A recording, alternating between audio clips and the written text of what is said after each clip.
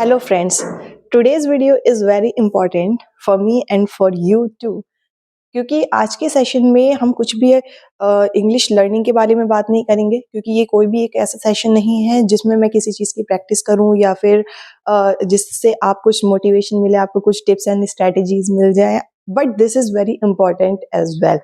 अब क्यों इंपॉर्टेंट है वो जल्दी से जान लेते हैं बिना टाइम वेस्ट किए. मैंने पिछले कुछ सालों में, बहुत सालों में नहीं, मतलब कुछ 1-1.5 साल में जो भी मैंने सर्च किया है, जिस भी मैं कंक्लूजन पे पहुंची हूँ, मैं बस वो नॉलेज अपनी शेयर करना चाहती हूँ विच इज़ वेरी इंपॉर्टेंट.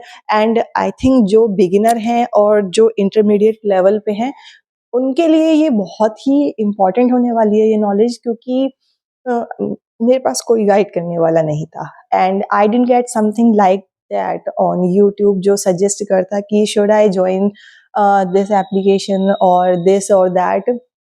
कोई भी नहीं था.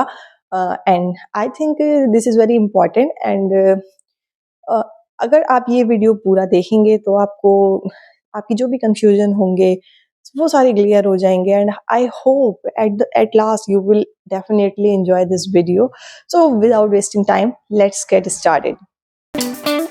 अगर आप बिगिनर हो या इंटरमीडिएट लेवल पे हो, सो आई डोंट थिंक सो कि आपको इन एप्लीकेशंस का सब्सक्रिप्शन लेना चाहिए.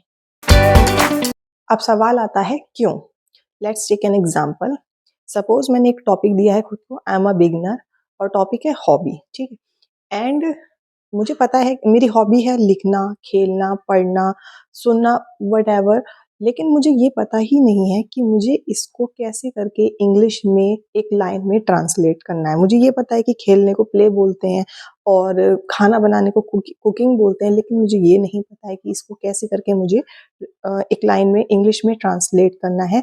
तो मैं इसे कैसे इलेबोरेट कर पाऊंगी. अपेरेंटली जो चीज़ आपको पता ही नहीं है उसको आप इलेबोरेट कैसे करोगे. Let's take another example. I'm going to give you 1-2 line paragraph. Try to translate it. Okay? क्या कभी किसी ने सोचा होगा कि हम चांद पर होंगे. ये बिल्कुल सपने जैसा ही था ना, बट अब निकट भविष्य में लगता है कि ये सच हो पाएगा. Now try to translate it. I know it's quite challenging. It's quite difficult if you are a beginner or on the intermediate level. That's why as a beginner don't take subscription of these applications. As a beginner आप पक्का सोचेंगे कि इन applications पर tutor पढ़ाते हैं, but this is not true. Subscription लेने के बाद आप जब सेशन बुक करोगे तो उसमें आपको सेशन स्टार्ट होने से कुछ घंटे जब आप बुक करोगे उस टाइम पे आपको नोट्स मिलेंगे, और उन नोट्स में 95% टॉपिक्स वो होते हैं जो आपकी नॉलेज से बाहर होते हैं, जिनमें आप जो आपकी नॉलेज में ही नहीं है, आपकी नेटिव लैंग्वेज में, जिसमें आपका इंटरेस्ट ही नहीं है, जो आपको अपनी नेटिव लैंग्वेज में नहीं पता है, उसको आप इंग्लिश में ट्रांसलेट करके कैसे बोल पाओगे.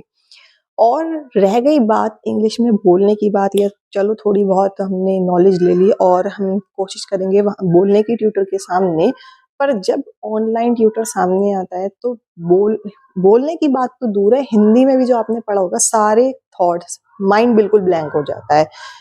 सो I don't think so as a beginner you should take subscription of these applications.